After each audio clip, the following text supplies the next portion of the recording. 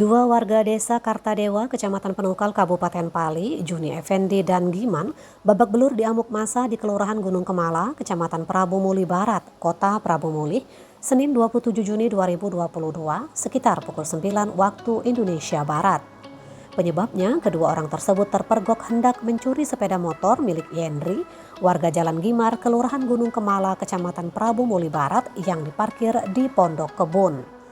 Aksi main hakim sendiri yang dilakukan warga tersebut bermula ketika Effendi dan Giman pergi ke Kelurahan Gunung Kemala diantar oleh Ade dengan mengendarai sepeda motor.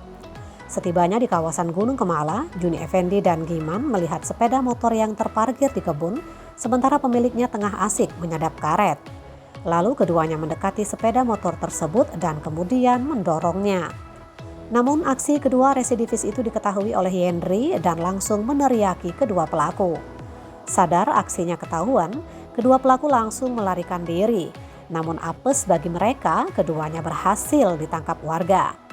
Tak pelak warga yang geram dengan maraknya aksi curanmor langsung menghakimi keduanya hingga babak belur. Beruntung ketika itu tim Opsnal Unit Reskrim Polsek Prabu Muli Barat, pimpinan Ibda Budi Anhar yang mendapat laporan warga tiba di lokasi sehingga kedua pelaku dapat diselamatkan. Kapolsek Prabu Muli Barat Ibtu Arafik didampingi Kanit Reskrim Ibda Budi Anhar dan Kanit Intel Aibtu Ade Yusbaryanto ketika dikonfirmasi membenarkan pihaknya mengamankan dua pelaku percobaan pencurian sepeda motor tersebut. Prabu Agustiawan melaporkan dari Kota Prabu Muli.